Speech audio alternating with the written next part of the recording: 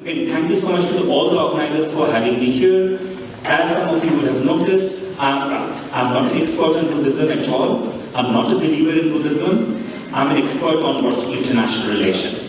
You could see even the title I've provided is less about Buddhism. It's about a particular Buddhist practice and the ways in which it interacts with contemporary international relations. Right? So that's it. Now, how many of you have met His Holiness the Dalai Lama?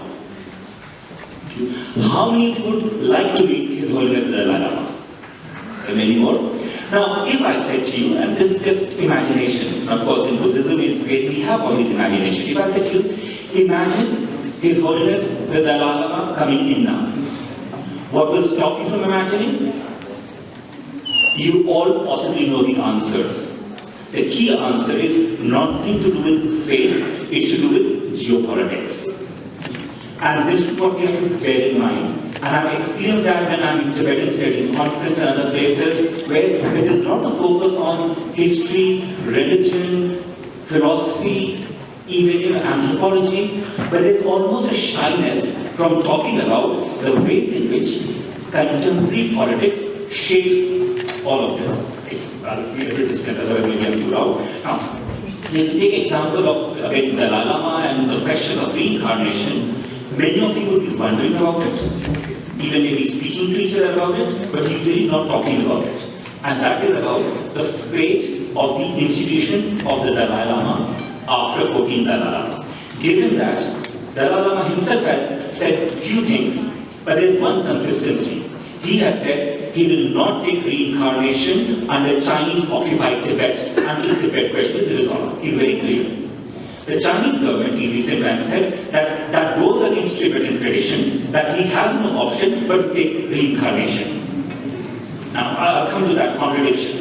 Now, what we find, of course, with this kind of question is there are a lot of clashes and contestations when it comes to the whole concept of reincarnation, the Phurpa system, and the geopolitics of one of the main things. But one way to understand this contradiction would be in terms of tradition versus modernity. The tradition of Phurpa system, how does it fit into the modern nation system? There's a contradiction. The Chinese state is a modern state. The Phurpa system is a traditional system. So the question would be, how can this traditional system fit or not fit within the modern system? That's the discussion, right? But I'll end by talking about how, and I pointed out, how China is now the one claiming traditional, to be traditional, and the Dalai Lama claims to be the modern one. And this is how we came to that journey. So that's what I've been focusing on. So, in this case, it's also a challenge and clash between the idea of secularity. China is a secular state. It's an atheist state, by the way, not a secular state, atheist state. Now, you may think that, China does allow some freedom of religion from 1982 Constitution. There is a China, Buddhist Association of China that looks after the reincarnation stuff. So maybe this is not atheist. I'll explain what that Buddhist Association is, and you cannot understand that Buddhist Association as independent from Communist Party, which is an atheist. Now, the Phurpa system, the previous speaker was talking about, in a different context, was talking about belief. What is Phurpa system? Reincarnation. It is essentially about belief. Right? So if you believe in it, you have shared value, you have a shared understanding of the world, it's based on trust, it's very important. It is based on respect, it's based on dreams, it's based on science, it's based on all kinds of things, which you cannot make sense of in any secular sense. You cannot make sense in any secular system. But it's based on belief. Now, when you take example of that Phurpa system, I'm not going to go into detail that. When I do the paper and finally write it down, I will finish the paper. Apologies, I know we were meant to finish the paper, I will finish it. I will explain all of that, of course, the way that these scholars have looked at it. My interest is less in terms of what the system has been, but in what the system is becoming and is the risk of becoming. Because what a lot of countries will face the challenge if they're not already facing is not what the system is, but what the system is becoming. In that sense, the basic question is China politicizing it? And the answer is very simple, yes. China is politicizing it. But does it mean that we can understand the concept of reincarnation without politics, ever? By the way, can you all understand my accent? Yes. So louder? Okay. I can be louder. Louder is not a problem for me. Yeah, so, now, why? If you look at even the concept of reincarnation in Tibetan Buddhism, and including particularly the institutions of the Karmakas and the Dalai Lamas and others, you do know that these institutions did not exist in vacuum. They were always connected to politics. The term Dalai Lama, Mongols, the rulers.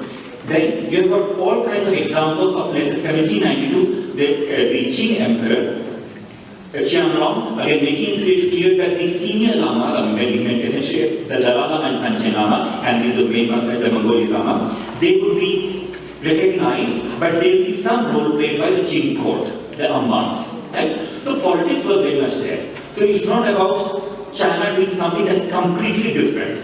Politics was there even in the past. So you have the patron-priest relationship, where of course the Dalai Lama and Panchen Lama, the Lamas were the priests, and of course you have the emperors and the kings and others who were the patrons. So the patron-priest relationship was there. Of course, even in the whole Phurpa system from very beginning, you had political intrigues. You had confusion about who's the real one. How many real ones are there? Who's the emanation, who's not there?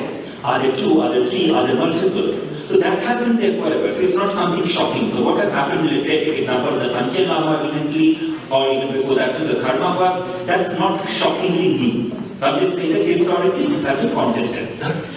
And of course, we are not talking something that's about belief. It is also about political economy.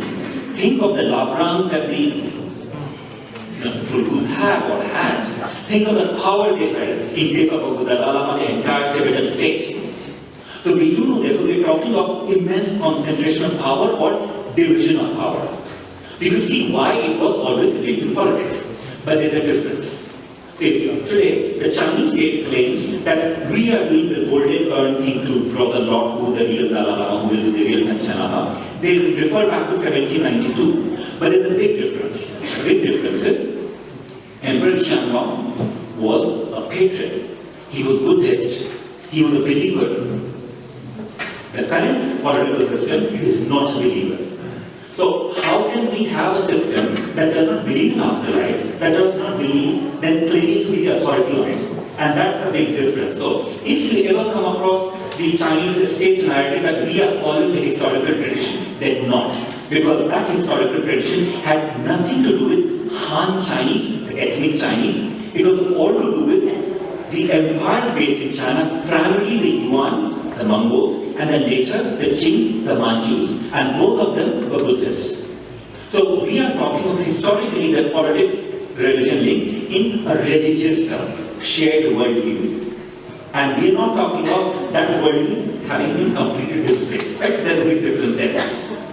Of course, one more thing, if you pay attention to Qianlong and what the Qings were doing was, they were not controlling to weaken Tibetan Buddhism. They were controlling to strengthen Gelug sect against Kagyus and others. That's number one. They were doing, in fact, they expanded the power of the Dalai Lama in particular. So, if anything, the Qing Emperor was strengthening the idea of Tibet rather than weakening it. And that becomes relevant because today, when the Chinese government wants to challenge it, their whole work was to weaken the Dalai Lama institution and also erase the identity of Tibet from being Tibet to China's Tibet. Right? That's what they did. It's very different. Now, what changed, of course, was Chinese colonization, Chinese occupation of Tibet since 1951. And what we have, of course, is no shared Buddhism. The Chinese state is based on communism, but it's very much based on Han chauvinism, Han supremacy, Han being the elder brother, and the 55 nationality being the younger brother. Now, if you don't pay attention, basically China claims to be a country with 56 nationalities. Han are the elder ones. If you ever watch television, you will find, I hope you don't mind, you're Rama, so I respect you, but think of it. You'll all be wearing traditional clothes. Every minority wears traditional clothes. Han will never wear anything traditional. Han are the ones who are modern, out there to help the poor Tibetans, the Uyghurs, the everyone. The reason I mention this is because this asymmetry, this difference, is a difference not of equality, which should be modern state, it's a difference of coloniality. The Chinese state today, and I've done that in my own work, so I'm not going to do that, is a colonizing state when it comes to Tibet. And also with the Uyghurs, by the way, but I'm focusing here on Tibet. Right? So there is no patron-priest relation. So if you find in Tibet, I've traveled, not now, I don't get permission to travel much, but in the past when I've traveled, you'll come across, before Xi Jinping, you'll come across Hu Jintao's photo in the prayer altar room of Tibetans, in modern villages. Modern villages are where they take you to see how great things are. And you wonder, so is it patron-priest relation? It's not. It's simply Tibetans having to thank the central government. The Chinese government appointed Phuntsho Lama. If you pay attention to what he talks about, apart from Buddhism, which he hardly talks about, by the way, he talks about how grateful he and the Tibetans are to Communist Party and Beijing for helping Tibetans. So that's what the Phurpa system in China has been reduced to today. It has been reduced to being a custodian for legitimizing the Chinese colonial rule and the Chinese Communist Party rule. That's what's happening. Now, okay, that's happened 50 years. I think between this and that. When in past, going back to the past, we have got occupation. The Communist Party's politics and approach towards Phurpa system was very clear. We don't believe in it. That's not us. We do need Dalai Lama and Phuntsho Lama for some time, so we will work with them. But no more reincarnations. We will not say anything. So the Communist Party did not oppose reincarnation, did not support it, it kept out. When we had cultural revolution in the 60s and 70s, where everyone was crushed. In 80s it started. So in 1990, they started talking about controlling and saying that Beijing is the ultimate and final authority. But it was only in 2007, through order number 5, there's a particular order of the state, the Administration of Religious Affairs, they made it clear that the management of reincarnation and recognition of reincarnation lies solely with the government. That's 2007. Right? Now, in all of this, what they explained was that we need to manage because we want normal Tibetan Buddhist order.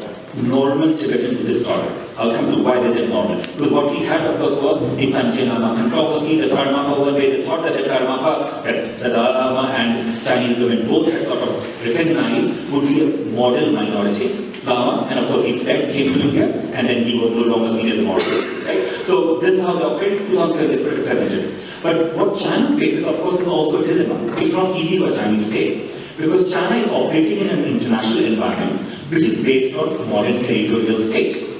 Your boundary. This is China, this is India. This is India, this is Pakistan. Pakistan and you have Afghanistan. Lines are very clear. You have territorial statehood. You have got sovereignty. The state has sovereignty over the affairs of people and territory. Now, if you take example of the Phurpa system, you think, but how is reincarnation fitting with that territorial statehood, rigid boundary lines, citizenship, sovereignty? It challenges all of them. So imagine a situation, I'm sure there are a lot of situations here, that reincarnation of a Tibetan Lama is found in a Burmese boy who is then studying first in India and then is somewhere in France and has citizenship somewhere. Now, is he Bhutanese? He's Tibetan, he's French, he's Indian. What is he? Now, you know that international and modern law, there might be clear answers, but you also know that's not a clear answer. Because the Phurpas are essentially continue the work of the predecessors. So you could see very clearly that the entire system of reincarnation is a challenge, right? And it's not easy. But it's not a clash between two beliefs, the reincarnation system and modern faith system, because reincarnation system, while it might have some power, right? And again, you believe it might think it has some power, but when it comes to clash with modern statehood, it has very little power. The modern statehood has violence integral to it. They can control, they can domesticate, they can crush, they can exterminate, they can abdicate, they can do whatever they want. They have that power, which of course the reincarnation system is thinking of two different systems. Now, how states manage this disconnect between the modern statehood and of course the system? You have the situation of controlling and respecting. So that's again, I'm not an expert in Bhutan at all. So when I looked at how Bhutanese state has dealt with the reincarnation, so the 38th, in 1969, there was a resolution and something, and in 2005 was a discussion. There was an attempt to control and manage. But that attempt to control and manage was not to domesticate. It was to manage, of course, the fact that you have Tibetan refugees, the Lamas being recognized everywhere, and that leading to several challenges. It was based on control to respect. So control was meant to maintain respect, and that's the dilemma. In case of India, again, in India the approach was more agnostic. It was not in believing state, but an agnostic way, fine. You've got one karmapa, there might be two karmapas, we don't know exactly whose karmapa is right and wrong, we are not involved, and again, I can talk of that maybe in question of your interest when you look at the whole mess that was made around the Karmapa 10 years ago. We know it's a mess, right? It's a diplomatic blunder for India and a strategic blunder also. But in that case also you notice that what India's government did was being agnostic. That, look, this is between you sort it out. Not right. China is different. China's approach is not like that of Bhutan, which is of control and respect. It's not that of India, which is agnostic and facilitated. It is very much about domestication, using, abusing, and denigrating and exterminating the system. I'll say why I'm saying it's very different. The reason it's different, of course, is in this case, they do recognize the Lama from time to time, that they will give certificates to the Lamas, but it's to China Buddhist Association. Now, if you pay attention, China Buddhist sounds like Buddhist. It is controlled by United Front Work Department. For those of you who don't know what United Front Work Department is, it's not just a department of the government. It is a wing of Communist Party. So the reincarnation is controlled by a Buddhist association, which is controlled by Communist Party, which is atheist. And the reason it's important is because if it had some neutrality, you could say, fine, they can balance between the demand of the Buddhists and whatever is happening. Now, on paper, by law, Buddhist association says it's a bridge. So Buddhist association is a bridge between the government and the party and Buddhists in China, including in Tibet, right? Bridge. What is a bridge? Bridge is where you cross one way and the other way. The bridge would be where, let's imagine I'm Buddhist association, and if you want to be China, if I'm with China and you are a Buddhist. So I'm the bridge where I will take your view and help you with the government, I'll take your view and make you feel the government is looking after you. It's a bridge. China Buddhist Association has only one thing. Bridge means its role is to inform the Buddhists to be patriotic to China. That's the only role they have. It is not to lobby on your behalf as Buddhists with the government. So it cannot be a bridge, it's a one-way street. The reason I highlight this is because it asserts very clearly that the sole authority and legitimacy in this context, according to the Chinese state, lies with the Communist Party and no one else. So there is no accommodation, there is no compromise, there is no actual respect for the system. Right? So what they have been doing in recent years is to recognition of living Buddhas, at what they call living Buddhas, or the reincarnate Lamas, is you have got a situation where they're flourishing with the many Buddhists, and they find sort of they don't talk politics and they are only patriotic Lamas. Now it has led to a great candidacy, because I know I have only 3.5 minutes left, it leads to a situation the way in which it led with the Phuntsho Lama. Again, I'm not going into details here. A mess where you have a Phuntsho Lama recognized by his Holiness the Dalai Lama and also as many Tibetans. And if you think that maybe both of them are equal, and you know, of course, Buddhism has this amazing beauty of you can have multiple emanations, multiple reincarnations, you can do many things. But if you ever think that they both will be allowed to be respected in China, if you travel to Tibet, but try traveling with Dalai Lama's photo, you know how much freedom you have. Don't travel like it. You're not allowed to withdraw it. Phuntsho Lama, you go and you know that the Phuntsho Lama, the boy who is recognized by his holiness, is the one that's respected. The Chinese state Phuntsho Lama, when he's traveled, at least in the past, when I think that most Tibetans avoid meeting him. They try to avoid. They're not opposed him, but they avoid meeting him. The reason I highlight all this is because Tibetans can see through it. Second, it has led to the Karmapa thing, you know the controversy there. But the key challenge which we all know is around the Dalai Lama. What happens? So, now, see, I said that there are different models of how a model state can deal with this system of accommodation, controlling. Control is important, but accommodate control or being agnostic and facilitating. In this case, controlling and domesticating. You think, but why is China doing it? Because, as you can imagine, Chinese state is not naive. It would know that it cannot control the belief of the people. It doesn't care. It will pay attention to the speeches of Communist Party leaders. It does not care what Tibetans think with the colonial system. What it cares is essentially to destroy the institution by partly supporting it. They know that if there's a 15th Dalai Lama that's also there's one recognized in China, which most Tibetans don't recognize, what will happen is a situation where Tibetans will start losing faith in the entire system. That fits well, that works well for Chinese, right? So that's what they would want. Now, in case of this, one model, if you go back to history, Qianlong Emperor, and so there's precedence of the empire having some role in the recognition. Is there a possibility that maybe Chinese state has some legitimacy because it had historically some connection with it? Now, for those of you, others can enlighten me more because I'm not an expert on this, the whole concept of Phurpa system reincarnation is of one manifestation, changing body, going to another manifestation, another body. So the idea is the Phurpa is meant to continue the work of the predecessor. So the Phurpas have sovereignty over the whole manifestation. That's sovereignty. They control. Now, when the Dalai Lama has made it very clear that he might do many things, might not even take reincarnation, but he will not take reincarnation in Chinese controlled Tibet. What supernatural authority or power does Communist Party of China have to transform his manifestation that will be in the state of Bardo or somewhere when the 14th Dalai Lama is no longer there? What power does it have?